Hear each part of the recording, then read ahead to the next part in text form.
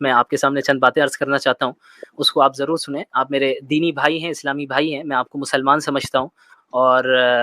امید ہے کہ آپ بھی مجھے مسلمان ہی سمجھتے ہوں گے، ظاہر ہے تبھی آپ آئے، آپ نے سلام کیا اور بات کر رہے ہیں۔ اللہ تعالیٰ آپ کو جزائے خیر عطا فرمائے۔ ہمارا ایک منہج ہے، اور میری فکر وہ ہے جو دارالعلوم ندوۃ العلماء کی فکر ہے، آپ اس کو ضرور پڑھیں کہ وہ فکر کیا ہے، ٹھیک ہے؟ سب سے پہلی چیز میں بات مکمل کر لوں، ہمارا یہ اسلوب ہے، ہمارا یہ طریقہ ہے کہ ہم اسلام کے ایکسٹرنل ایشوز کی طرف زیادہ متوجہ ہوتے ہیں۔ ہمارے درمیان جو فروعی مسائل ہیں، جن کا یعنی حق اور باطل کا معیار جو فروعی مسائل نہیں بن سکتے، ان پر ہم الجھنے اور الجھانے سے پرہیز کرتے ہیں۔ اسی لیے ہم نے جو اسٹریمز رکھی ہیں، آپ ہمارے چینل کو آپ اس کی طرف رجوع بھی کریں گے تو انشاءاللہ آپ کو معلوم ہوگا کہ ہم کسی بھی طرح کی کنٹروورشیل چیزیں نہیں ہم چھیڑتے ہیں، نہ ہی اس پہ ہم ڈسکس کرتے ہیں۔ ہم یہ نہیں کہہ رہے ہیں کہ انٹرنل ایشوز پہ جو کام کر رہے ہیں وہ غلط کر رہے ہیں یا ہونا چاہیے نہیں ہونا چاہیے۔ ہر ایک میدان میں اپنے اپنے یعنی ایک افراد ہیں، یعنی افراد ہے، جماعت ہے، ہر میدان میں ہونا چاہیے، کام ہو رہا ہے، مختلف انداز میں ہو رہا ہے۔ آپ کو المحند المفند کے تعلق سے پوچھنا ہو، کسی اور حضرات سے پوچھنا ہو، تو میری درخواست یہ ہے کہ آپ ان علماء کرام سے پوچھ لیں جو اس فیلڈ میں کام کرتے ہیں۔ ہمارا یہ فیلڈ ہی نہیں ہے، اور ہم اس منہج کے قائل بھی نہیں ہیں جہاں پہ امت میں انتشار پیدا ہو۔ ہم چاہتے ہیں کہ ان باتوں پر ہم سب متحد ہو جائیں جو ہمارے درمیان یکساں ہیں، کیونکہ ہمارا مقابلہ جن طاقتوں کے ساتھ ہے اس کا اندازہ آپ بہت اچھے طریقے سے جان سکتے ہیں، اور وہ طاقتیں یہی چاہتی ہیں کہ ہم آپس میں اختلاف اور انتشار میں پڑ جائیں۔ فلاں نے فلاں، میں یہ نہیں کہہ رہا آپ کر رہے ہیں، میں آپ سے ایسا بالکل بھی وہ نہیں رکھتا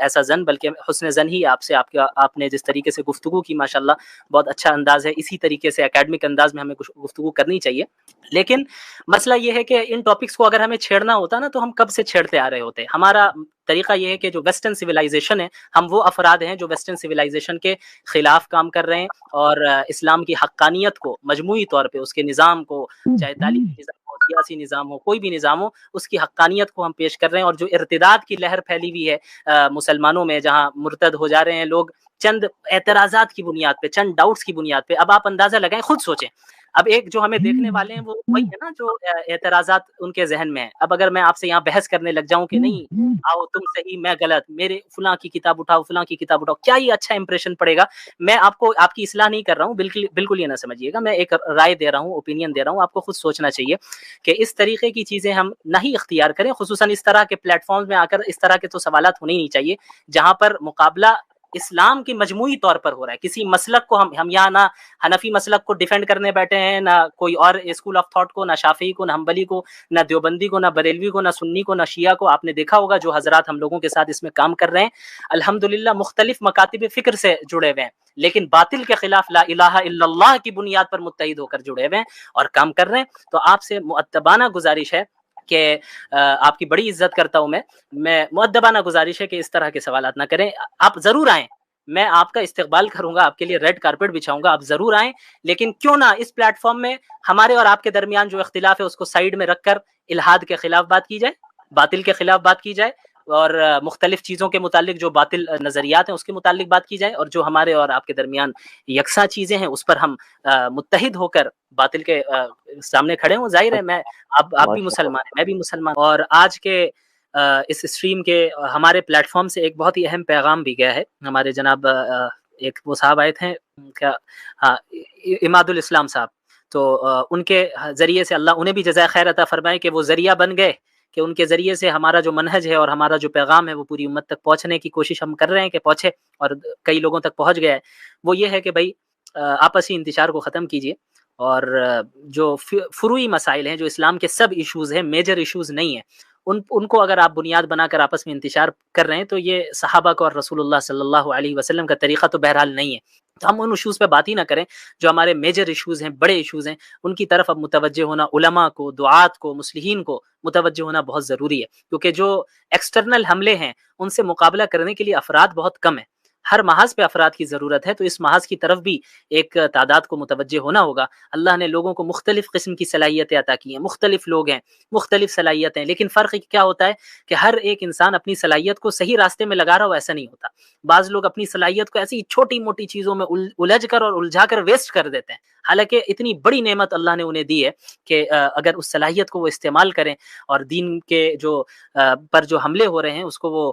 ریفیوٹ کریں، اور دین کا جو ہے اس کی وہ پاسبانی کرے، اس کی حفاظت کرے، تو یہ بہت اچھا موقع ہوتا۔ اس لیے اللہ سے توفیق بھی مانگنی چاہیے کہ یا اللہ ہمیں جو صلاحیتیں آپ نے عطا کی ہیں ان صلاحیتوں کو صحیح طریقے سے استعمال کرنے کی توفیق بھی عطا فرما۔ تو تمام مسلمانوں سے میری درخواست ہے، چاہے علماء سن رہے ہوں اور اس کے علاوہ جو ہے مصلحین ہو، دعات ہو، انٹلیکچوئلز ہوں، ڈاکٹرز ہوں، انجینئرز ہوں، سائنٹسٹس ہوں، سب کے لیے میری یہ ریکویسٹ ہے اور یہ درخواست ہے کہ تھوڑا سا توجہ دے اور ان سب ایشوز کو اچھالنا ہم بند کریں اور اصل جو پوائنٹ ہے اس کی طرف آئیں اور امت میں کسی طریقے سے اتحاد قائم کرنے کی کوشش کریں۔ اور ظاہر ہے اتحاد کا مطلب یہ تو نہیں ہے کہ پوری امت ایک مسلک اختیار کر لے، ایک جماعت اختیار کر لے، تھوڑا سا ذہنی طور پہ دوسروں کے لیے گنجائش چھوڑیں۔ ایسا نہیں کہ فروعی اور سب ایشوز میں بھی ہم جو کہہ رہے ہیں بس وہی صحیح ہے باقی سب باطل ہے، یہ رویہ کوئی بھی اختیار کرے، میں کروں میں غلط ہوں، یہ نہیں چلتا ہے۔ اور اس کا فائدہ اٹھاتے ہیں اسلاموفوبس، اس کا فائدہ اٹھاتے ہیں۔ اب آپ بتائیں اگر ہم لائیو اسٹریم میں آ کر سب ایشوز کو لے کر مناظرے کرنے لگ جائیں یہیں پہ تو کیا تاثر جائے گا؟ ظاہر ہے غلط جائے گا، حالانکہ اسلام خود ہی نہیں اس چیز کو اس کی ہمت افزائی کرتا کہ اس طرح کی چیزیں نہیں ہونی چاہیے۔ آپ صلی اللہ علیہ وسلم نے عقائد کی بھی تعلیم دی، آپ صلی اللہ علیہ وسلم نے عبادات کی بھی تعلیم دی، اور آپ صلی اللہ علیہ وسلم نے معاملات کی بھی تعلیم، کس طرح ہماری معاشرتی زندگی ہو اس کی بھی تعلیم دی۔ تو آپ صلی اللہ علیہ وسلم کی جو احادیث ہیں ان کے مختلف پہلو ہیں، انہی میں سے ایک پہلو ان احادیث کا ہے جس میں آپ صلی اللہ علیہ وسلم نے فیوچر کے متعلق پیشن گوئیاں کی، پریڈکشنز کی۔ آپ صلی اللہ علیہ وسلم نے فیوچر کے متعلق بتایا کہ یہ فتنے وجود میں آئیں گے یا یہ علامتیں ظاہر ہوں گی، چاہے وہ قیامت کی علامات صغریٰ سے ان کا تعلق ہو یعنی چھوٹی علامتیں، یا پھر وہ قیامت کی بڑی علامتیں کیوں نہ ہو یعنی جنہیں ہم علامات کبریٰ کہتے ہیں۔ تو احادیث کا وہ پہلو جس میں آپ صلی اللہ علیہ وسلم نے قیامت کی نشانیوں کے متعلق بات کی، علامات کبریٰ کے متعلق بات کی، علامات صغریٰ کے متعلق بات کی، اور مختلف فتنوں کے متعلق بات کی۔ فتنہ کسے کہتے ہیں؟ فتنہ عربی زبان میں آزمائش کو بولتے ہیں، ٹرائل کو فتنہ بولتے ہیں، اس کا پلورل فارم جو ہے اس کی جمع ہے فتن، اسی لیے آپ نے سنا ہوگا کہ کتاب الفتن یعنی فتنوں کا باب، فتنوں کی کتاب، یعنی محدثین نے اپنی حدیث کی کتابوں میں ایک باب یہ بھی قائم کیا، ایک چیپٹر یہ قائم کیا جس کا نام انہوں نے رکھا کہ کتاب الفتن یا باب الفتن یا کتاب الفتن والملاحم۔ ملحمہ کہتے ہیں بڑی جنگ کو، گریٹ وار کو ملحمہ، اور اس کا پلورل فارم ہے، اس کی جمع ہے ملاحم۔ تو کتاب الفتن والملاحم یا کتاب الفتن کہا جائے یا احادیث الفتن کہا جائے تو اس سے مراد وہ احادیث ہیں جن میں آپ صلی اللہ علیہ وسلم نے مستقبل کے تعلق سے، فیوچر کے تعلق سے پیشن گوئیاں کی اور پریڈکشنز کی کہ یہ فتنے، یہ آزمائشیں وجود میں آئیں گی اور یہ علامتیں ظاہر ہوں گی۔ تو بہرحال اسے ہم کہتے ہیں احادیث الفتن۔ اس کی بہت اہمیت ہے، خصوصاً آج کے دور میں جو ہم 15ویں صدی میں رہ رہے ہیں، اور ہم جانتے ہیں کہ ہمارے ارد گرد بہت سے فتنے وجود میں آ چکے ہیں، اور جو دجالی فتنہ ہے اور دجالی فتنے ہیں ان کا بھی وجود ہو چکا ہے، اور اس طرح وجود ہو گیا ہے کہ وہ فتنے، دجالی فتنے پوری دنیا میں پھیل گئے، اور اب بس انتظار ہے دجال کی شخصیت کے خروج کا کہ اب بس اسی کا نکلنا باقی ہے۔ باقی آپ صلی اللہ علیہ وسلم نے قیامت کے متعلق جو چھوٹی نشانیاں بیان کی ہیں، جنہیں ہم علامات صغریٰ کہتے ہیں، جو چھوٹی نشانیوں میں ان کا شمار ہوتا ہے، انہیں ہم علامات صغریٰ کہتے ہیں۔ تو یہ علامات صغریٰ جو ہیں تقریباً 99% پوری ہو چکی ہیں آج کے دور میں، یعنی ہم 15ویں صدی میں ہیں۔ ہم اگر پیچھے اپنے دیکھیں، پوری تاریخ کو دیکھیں اور آپ صلی اللہ علیہ وسلم کی احادیث کو پیش نظر رکھیں تو ہمیں معلوم ہوتا ہے کہ جو علامات صغریٰ ہیں، چھوٹی نشانیاں ہیں، وہ تقریباً 99% پوری ہو چکی ہیں، اور 1% میں بڑے احتیاط کے ساتھ کہہ رہا ہوں کہ باقی ہیں، اور اس کے بعد پھر علامات کبریٰ کا یعنی آغاز ہوگا۔ اور علامات کبریٰ کے متعلق آپ لوگ جانتے ہی ہیں، جو 10 بڑی نشانیاں ہیں قیامت کے متعلق، 10 بڑی نشانیاں ہیں جن کے متعلق آپ صلی اللہ علیہ وسلم نے فرمایا کہ ان میں سے ایک نشانی بھی آ گئی تو اس کے بعد پھر جلدی پیدر پہ دوسری نشانیاں بھی آنے لگیں گی۔ تو ان احادیث کے اس پہلو کے متعلق ہمیں ایک چیز اور جان لینا چاہیے کہ یہ جو احادیث ہیں، جب آپ صلی اللہ علیہ وسلم نے مستقبل کے متعلق پیشن گوئی فرمائی یا کسی علامت کے متعلق بات کی، تو ظاہر سی بات ہے کہ آپ صلی اللہ علیہ وسلم جب اس حدیث کو بیان فرما رہے تھے تو اس وقت تو وہ فتنہ یا وہ علامت تو ظاہر نہیں ہوئی تھی۔ ظاہر سی بات ہے وہ فیوچر کے متعلق پریڈکشن ہے، وہ فیوچر کے متعلق پیشن گوئی تھی۔ تو بعد میں پھر اس کا وجود آیا، یعنی اس کا وجود بعد میں ہوا۔ تو مثلا اگر اللہ کے نبی صلی اللہ علیہ وسلم نے کسی ایک نشانی کی طرف اشارہ کیا اور کسی ایک فتنے کی طرف اشارہ کیا، اور اس اشارہ کرنے کے بعد تقریباً چوتھی یا 5ویں صدی میں اس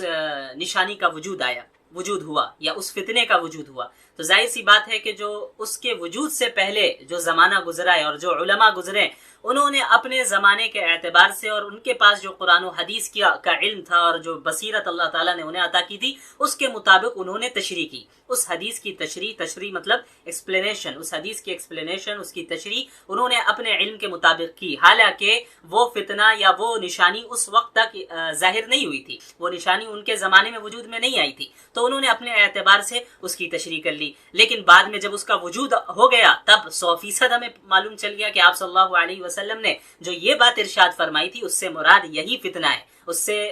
مراد یہی نشانی ہے جو کہ ظاہری طور پہ ہمارے سامنے نظر آ رہی ہیں۔ تو مثلا ایک آپ صلی اللہ علیہ وسلم نے کوئی نشانی بیان کی اور اس کا وجود کب ہو رہا ہے، اس فتنے کا وجود یا اس نشانی کا وجود کب ہو رہا ہے، ظہور کب ہو رہا ہے، 5ویں صدی میں، تو ابھی 500 سال تک جن علماء نے ایکسپلینیشن اور تشریح کی انہوں نے اپنے اعتبار سے کی، تو ممکن ہے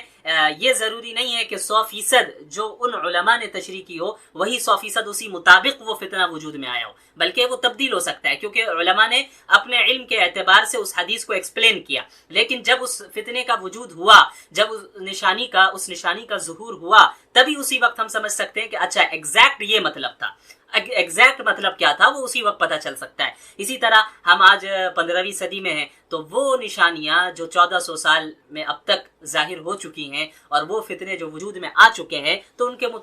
متعلق تو کوئی دو رائے نہیں ہے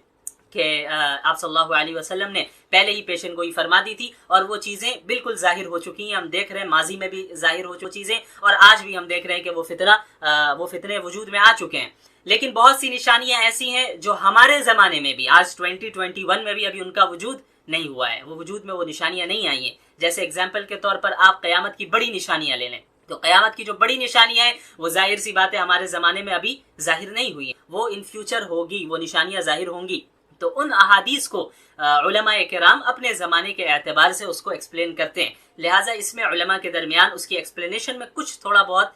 اختلاف ہو جاتا ہے۔ مثلا آپ نے سنا ہوگا بہت سے لوگوں کو کہ یاجوج ماجوج کے متعلق جب بات ہوتی ہے تو بعض لوگ کہتے ہیں کہ نہیں یہ جو یورپین کنٹریز کے لوگ ہیں، یا بعض کہتے ہیں یہ جو چائنا کے رہنے والے یہی لوگ یاجوج ماجوج ہیں، اور بعض کہتے ہیں کہ نہیں یہ صحیح معنی میں ایسے افراد ہیں جو ابھی بند ہیں اور وہ کہاں ہیں ہمیں نہیں معلوم۔ تو ایسی چیزوں کے متعلق ہمارا کیا رویہ ہونا چاہیے؟ ہمارا رویہ یہ ہونا چاہیے کہ کسی بھی ایک عالم کی ایکسپلینیشن کو، کی تشریح کو لے کر دیگر تمام علماء کی رائے کی تردید نہیں کرنی چاہیے، کیونکہ اس کا تعلق فیوچر سے ہے۔ ہاں اس بات کی پاسبلٹی ہے کہ فلاں عالم دین جو بات ارشاد فرما رہے ہیں ایسا سچ ہو سکتا ہے، اور فلاں جو کہہ رہے ہیں وہ بھی سچ ہو سکتا ہے، لیکن دونوں میں سے زیادہ صحیح رائے کون سی ہے، یعنی صحیح رائے بالکل کون سی ہے، یہ تو اسی وقت ہمیں معلوم چلے گا جب اس فتنے کا وجود ہو جائے گا، جب وہ نشانی ظاہر ہو جائے گی۔ تو اس سے پہلے کسی ایک رائے پر حتمی فیصلہ کر دینا کہ نہیں فلاں عالم دین نے یاجوج ماجوج کے متعلق جو رائے دی ہے بس وہی صحیح ہے، اس کے متعلق کوئی رائے صحیح نہیں ہے، یہ زیادتی ہوگی، ایسا کرنا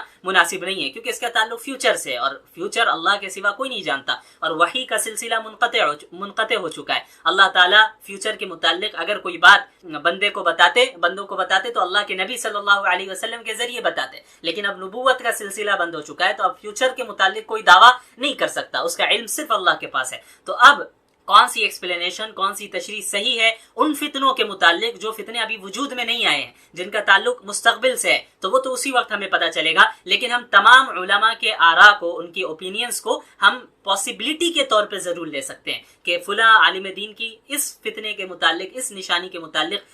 یہ رائے ہے، اس بات کا امکان ہے کہ یہ بات صحیح ہو۔ اسی طرح فلاں عالم دین کی یہ بات ہے، یہ رائے ہے، اس بات کا امکان ہے کہ ان کی رائے صحیح ہو۔ ہاں ہم یہ کہہ سکتے ہیں کہ ان میں سے زیادہ بیٹر اوپینین کون سا ہے، ان میں سے زیادہ بہتر رائے کون سی ہے، ہم یہ تو کہہ سکتے ہیں، لیکن کسی ایک عالم دین کی رائے کو لے کر ہم اس طرح کا فیصلہ کریں کہ باقی تمام علماء کی رائے کو یعنی تردید کر دیں اس کی اور اسے رد کر دیں، یہ درست نہیں ہے، کیونکہ ان نشانیوں کا تعلق مستقبل سے ہے جو ہمارے زمانے میں ان نشانیوں کا اب تک وجود نہیں ہوا ہے۔ اور میں نے بتایا کہ جو نشانیاں وجود میں آلریڈی آ چکی ہیں تو پھر ظاہر سی بات ہے اس میں کوئی دو رائے نہیں ہے۔ تو یہ رویہ ہمارا ہونا چاہیے احادیث الفتن والملاحم کے تعلق سے خصوصاً۔ چلیے، تو احادیث الفتن میں ایک سب سے پہلے تو ہمیں ایک بہت ہی اہم حدیث ہمارے سامنے ہے، اسے ہمیں پڑھنا چاہیے، اسے ہمیں سمجھنا چاہیے کہ آپ صلی اللہ علیہ وسلم نے پیشن گوئیاں کی ہیں، اس کا کیا مطلب ہے۔ ایک چیز یہ بھی ہمیشہ یاد رکھیں، آپ صلی اللہ علیہ وسلم کی بھی پیشن گوئیاں ہیں، پریڈکشنز ہیں فیوچر کے متعلق، وہ صرف خبر نہیں ہے، صرف انفارمیشن نہیں ہے، یعنی ایسا نہیں ہے کہ آپ صلی اللہ علیہ وسلم نے بتا دیا کہ بھئی ایسا ہوگا تو بس ہونا ہے اور ہمیں کوئی فکر کرنے کی ضرورت نہیں، بلکہ احادیث الفتن کا جو پہلو ہے، یعنی احادیث کا وہ پہلو جس کا تعلق فتن اور ملاحم سے ہے، ان احادیث کے پھر دو پہلو ہیں۔ ایک پہلو تو یہی ہے کہ اس میں آپ صلی اللہ علیہ وسلم نے خبر دی، انفارمیشن ہے، یہ خبر ہے کہ مستقبل میں یا قیامت کے قریب یا مستقبل میں ایسا ہونا ہے، یہ چیز وجود میں آئے گی، یہ فتنہ وجود میں آئے گا، یہ نشانی ظاہر ہوگی۔ ایک تو خبر ہے، انفارمیشن ہے، لیکن دوسرا پہلو اس میں تنبیہ ہے، تحذیر ہے کہ امت مسلمہ کو متنبہ بھی آپ صلی اللہ علیہ وسلم نے کر دیا کہ دیکھو یہ نشانی ظاہر تو ضرور ہوگی، لیکن ہر مسلمان کو چاہیے کہ اس سے بچا رہے، اس فتنے سے اپنے آپ کو محفوظ رکھے، اس آزمائش سے اپنے آپ کو محفوظ رکھے، اس نشانی سے اپنے آپ کو بچا کے رکھے، وہ خود جو ہے شقاوت میں مبتلا نہ ہو جائے، وہ خود گمراہی میں مبتلا نہ ہو جائے، یا ان گمراہیوں کو وجود میں لانے میں وہ شریک نہ ہو جائے، ان فتنوں کو وجود میں لانے میں وہ شریک نہ ہو۔ لہٰذا جب بھی ہم ان احادیث کا مطالعہ کریں، ان احادیث کو پڑھیں جن کا تعلق فیوچر کے میں یعنی پیشن گوئیوں سے ہے، پریڈکشن سے ہے، فیوچر کے فتنوں سے ہے، آزمائشوں سے ہے اور نشانیوں سے ہے، تو پھر ہمیں اس میں دونوں چیزوں کی رعایت کرنی چاہیے۔ پہلی چیز تو یہی ہے کہ ہاں آپ صلی اللہ علیہ وسلم نے یہ پیشن گوئی فرمائی ہے تو یہ 100% صحیح ہو کر رہے گی، چونکہ آپ صلی اللہ علیہ وسلم کا قول ہے اور یہ آپ صلی اللہ علیہ وسلم نے ایک انفارمیشن، ایک خبر ہمیں دے دی ہے۔ اور دوسرا پہلو کیا ہونا چاہیے کہ ہم اپنے آپ کو محفوظ کریں، اپنے ایمان کی حفاظت کریں، اپنے گھر والوں اور دیگر مسلمانوں کی حفاظت کی فکر کریں کہ ان فتنوں میں ہم مبتلا نہ ہو جائیں، ان فتنوں سے ہم اپنے آپ کو محفوظ رکھیں۔ ظاہر تو ہونا ہے، ان فتنوں کو ظاہر تو ہونا ہے، ان نشانیوں کو ظاہر تو ہونا ہے، لیکن ہم کس طرح ان چیزوں سے بچ سکتے ہیں؟ تو احادیث کے ان پہلو میں آپ صلی اللہ علیہ وسلم نے ان دونوں جانب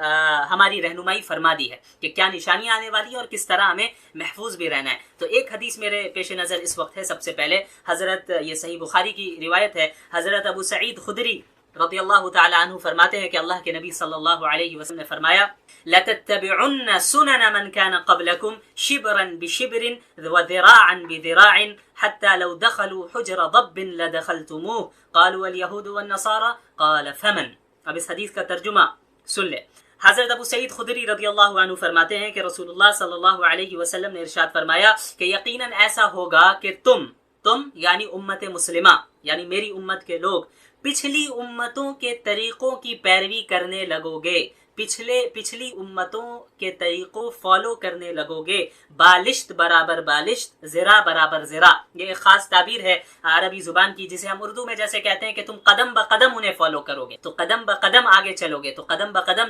چلنے اور قدم بقدم فالو کرنے کا کیا مطلب ہے؟ بالکل جس طرح ان لوگوں نے جو حرکتیں کی، سیم بالکل تم بھی اسی طرح کرو گے۔ تو اسے عربی میں اس کی ایک خاص تعبیر ہے، شبرن بشبرن وذراعن بذراعن۔ شبر کہتے ہیں ایک بالشت، یہ جو بالشت ہے، یہ جو جتنا فاصلہ ہے، اسے کیا کہتے ہیں؟ شبر، ایک بالش۔ اور ذراع کسے کہتے ہیں؟ ذراع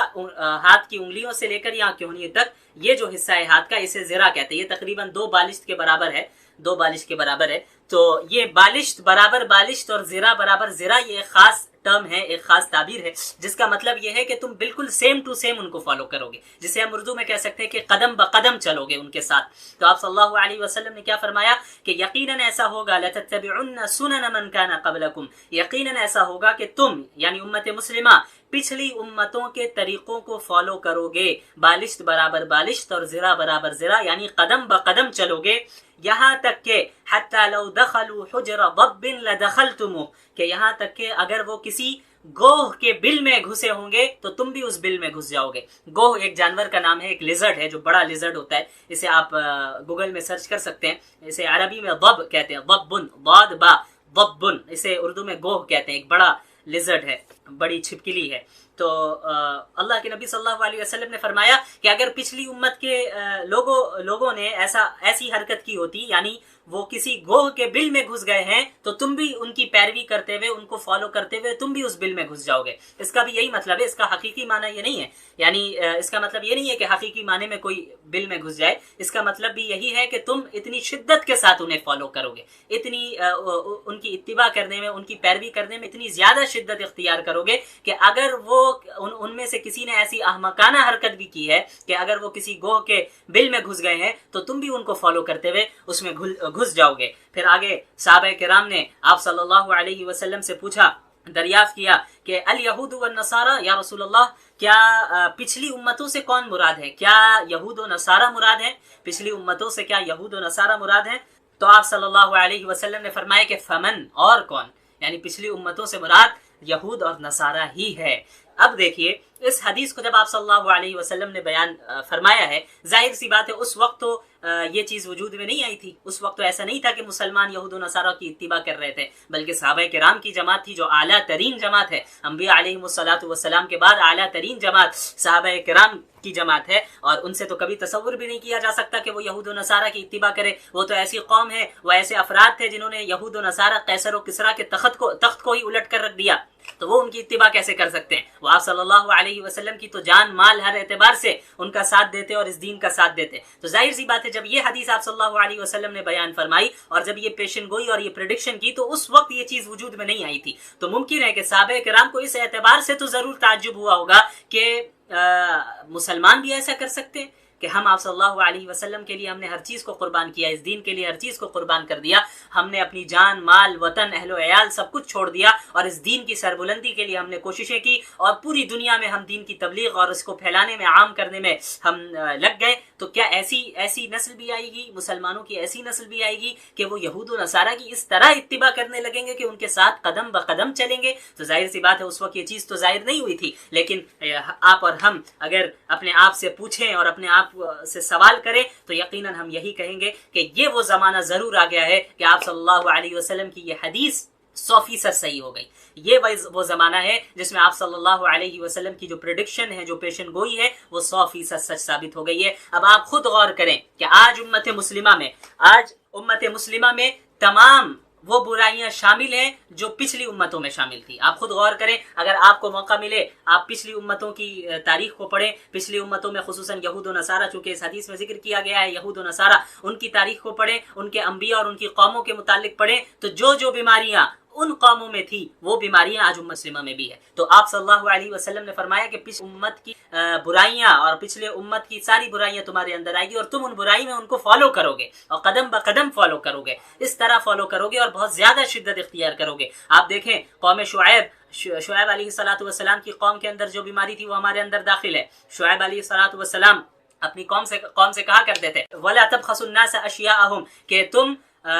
لوگوں میں کے لیے ناپ تول میں کمی نہ کرو۔ ناپ تول میں کمی کرنا یہ ایک بہت بڑی بیماری تھی قوم شعیب کی۔ آج یہ دیکھیں، آج ہمارے یہاں آپ چلے جائیں بازار میں کوئی معاملات کریں تو مسلمان دھوکہ دے رہا ہے، ایک دوسرے مسلمان کو بھی دھوکہ دے رہا ہے، غیر مسلم کو بھی دھوکہ دے رہا ہے۔ آج غیر مسلموں پر اعتماد کر لیا جا رہا ہے لیکن مسلمان پر کوئی اعتماد کرنے کے لیے تیار نہیں ہے، وہ ڈر رہا ہے کہ یہ مسلمان دھوکہ دے گا۔ کیوں اتنے معاملات خراب ہوئے؟ ایسے معاملات شعیب علیہ الصلوۃ والسلام کی قوم میں تھی، یعنی یہ خراب معاملات وہ کیا کرتے تھے، ناپ تول میں کمی بیشی کیا کرتے تھے، معاملات میں ایک دوسرے کو دھوکہ دیا کرتے تھے، تو وہی بیماری آج امت مسلمہ میں بھی ہے۔ اور قوم لوط کی بیماری کتنی گھنونی بیماری تھی، آج امت مسلمہ میں وہ بیماری بھی داخل ہے۔ اس کے علاوہ آپ یہود کو دیکھیے، آپ صلی اللہ علیہ وسلم کی احادیث کا اگر آپ مطالعہ کریں، تفاسیر کا مطالعہ کریں تو آپ کو معلوم ہوگا کہ جب حضرت موسیٰ علیہ الصلوۃ والسلام مبعوث ہوئے بنی اسرائیل کی طرف، اور پوری پھر بنی اسرائیل کی آپ تاریخ کو پڑھیں کہ کس طرح وہ کوتاہی کیا کرتے تھے اور مخالفت کیا کرتے تھے۔ ایک طرف ان کا دعویٰ تھا کہ میں موسیٰ کا ماننے والا ہوں، ہم موسیٰ کے ماننے والے ہیں، ہم ایک خدا کو مانتے ہیں، لیکن اس کے بعد عملی طور پہ مخالفت کیا کرتے تھے موسیٰ علیہ الصلوۃ والسلام کی اور اللہ تعالیٰ کی۔ یہ برائی آج ہمارے یہاں ہے۔ آپ دیکھیں گے، آپ قرآن کریم کو پڑھیں گے تو کئی جگہ آپ کو یہ ملے گا کہ وہ خود کہا کرتے تھے، موسیٰ علیہ الصلوۃ والسلام سے مطالبہ کیا کرتے تھے، آپ جائیے اپنے رب سے کہیے ہمیں یہ دے دے، ہمیں وہ دے دے، اور جب اللہ انہیں ان نعمتوں کو عطا کر دیتا تو پھر اس کی ناشکری کرنے لگتے۔ لیکن اللہ تعالیٰ نے یہود کو سب سے پہلے جب ان کا انتخاب کیا توحید کی بنیاد پہ، بنی اسرائیل کو کہا وَأَنِّي فَضَّلْتُكُمْ عَلَى الْعَالَمِينَ، کہ میں تمہارے زمانے میں تم لوگوں کو تمام عالم پر فضیلت دے رہا ہوں، کہ تم توحید والی قوم ہو اس لیے تمہیں فضیلت دے رہا ہوں۔ لیکن انہوں نے کیا کیا؟ انہوں نے اللہ کی اس فضیلت کی ناشکری کی، اس نعمت کی ناشکری کی۔ موسیٰ علیہ الصلوۃ والسلام یہ تو کہتے ہیں ہم مانتے ہیں موسیٰ کو، یہ تو کہتے کہتے کہ فرعون کے پاس ہمیں نکلنا ہے، بچنا ہے، اور فرعون ظالم ہے، لیکن جب موسیٰ علیہ الصلوۃ والسلام کی جانب سے کوئی حکم آتا تو عملی طور پہ اس کی مخالفت کرتے۔ آج یہ بیماری یہودیوں کی ہمارے یہاں بھی داخل ہو گئی، امت مسلمہ کے بھی اندر۔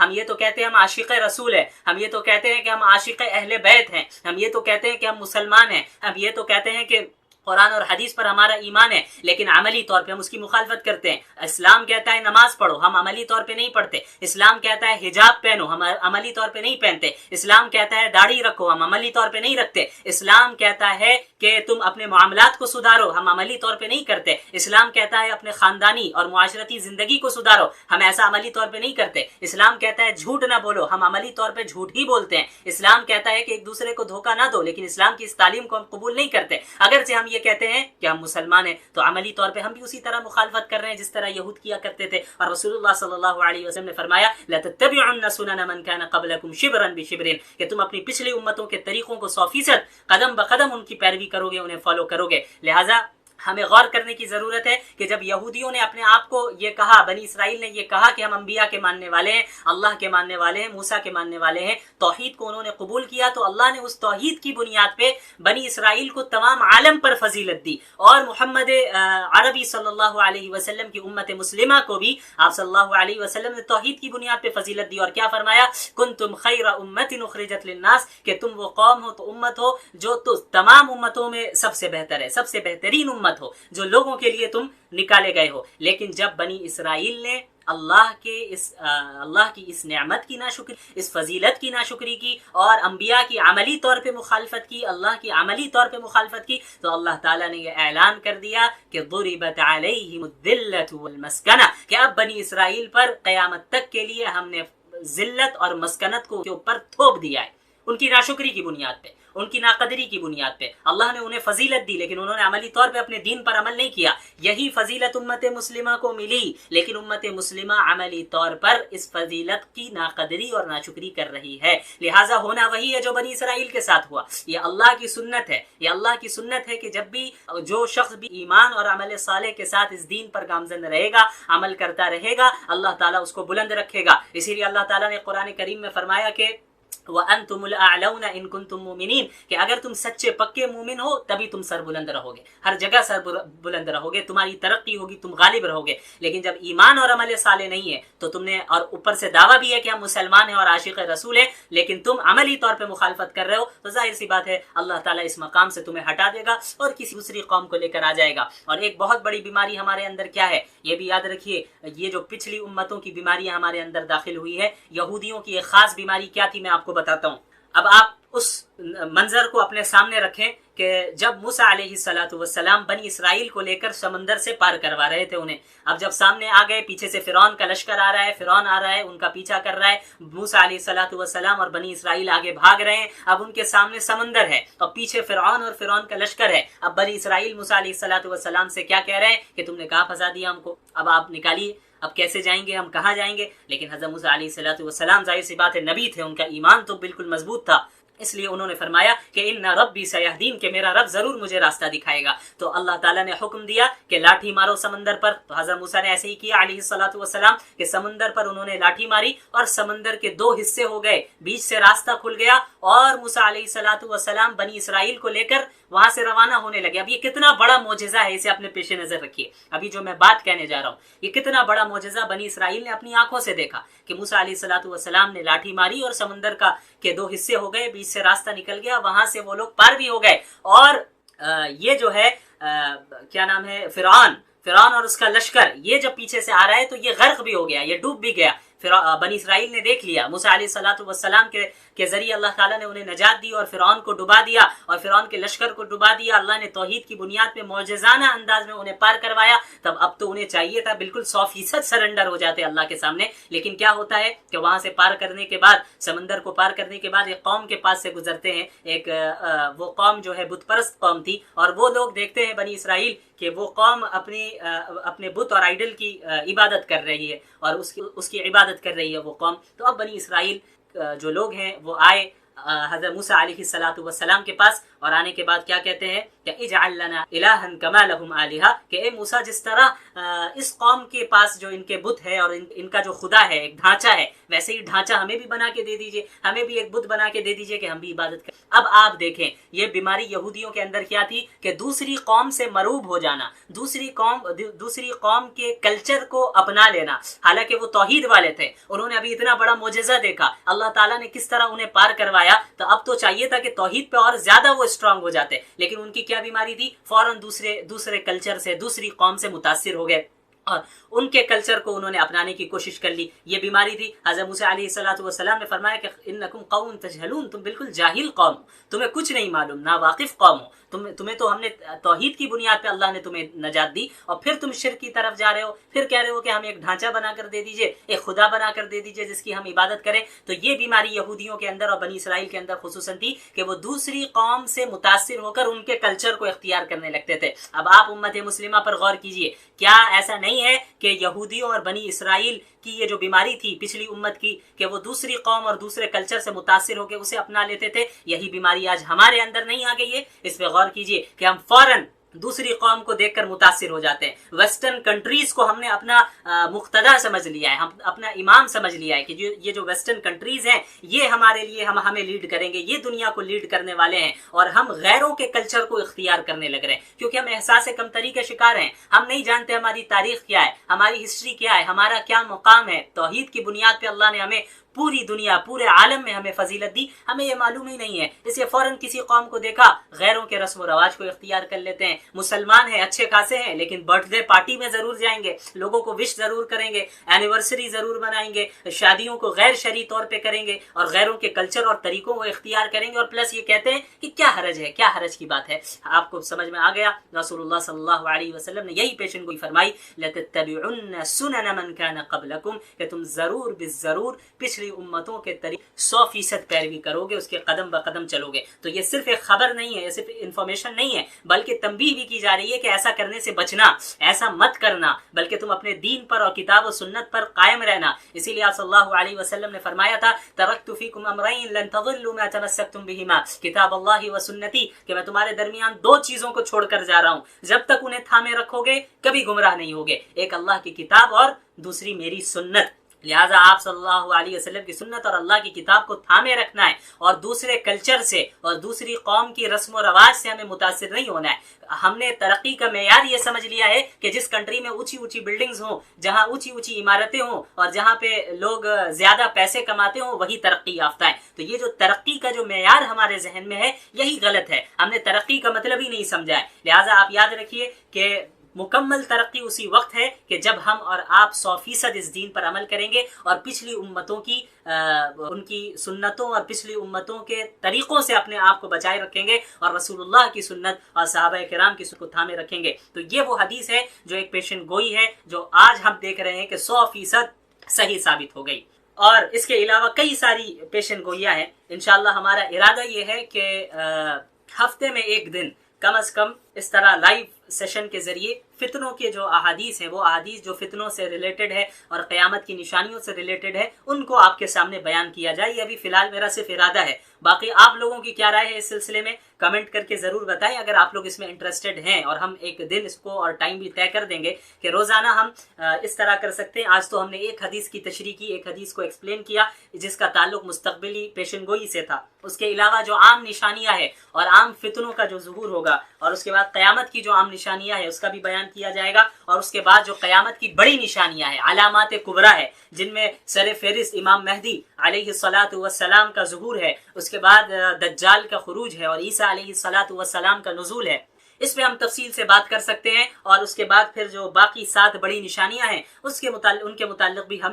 تفصیل سے بات کر سکتے ہیں۔ آپ لوگوں کی اس میں کیا رائے ہے یہ ضرور بتائیں۔ تو اس حدیث کو ضرور اپنے پیش نظر رکھیں، اور یہ آپ صلی اللہ علیہ وسلم کی اس حدیث کو دوسروں تک پہنچائیں، یہ بہت بڑی چیز ہے۔ آپ صلی اللہ علیہ وسلم نے فرمایا کہ اللہ تعالیٰ اس شخص کے چہرے کو تر و تازہ کرے جو میری ایک حدیث سنے اور اسے دوسروں تک پہنچائے۔ تو یہ بہت اہم چیز ہے، اور ہم آج جس دور میں رہ رہے ہیں اس سے یہ بالکل بھی انکار نہیں کیا جا سکتا کہ ہم دجال کے خروج کے زمانے سے بہت قریب ہیں۔ ہم یہ تو نہیں کہہ سکتے کہ اس سال میں نکلے گا دجال یا فلاں سال میں امام مہدی کا ظہور ہوگا، یہ کوئی نہیں کہہ سکتا، اس کا تعلق مستقبل سے ہے، یہ صرف اللہ تعالیٰ جانتے ہیں۔ لیکن یہ بات تو ضرور ہے کہ ہم آج جس زمانے میں، یہ دجال کے زمانے سے بہت قریب کا زمانہ ہے، بہت قریب ہے ہم، لہٰذا ہمیں چاہیے کہ لوگوں کے اندر ایک شعور بیدار کریں، اور جو آپ صلی اللہ علیہ وسلم نے دجال سے بچنے کا جو طریقہ بیان کیا ہے اور ان فتنوں سے بچنے کے جو مختلف طریقے بیان کیے ہیں وہ لوگوں میں عام کیا جائے، لوگوں کو بتایا جائے، تاکہ ہم خود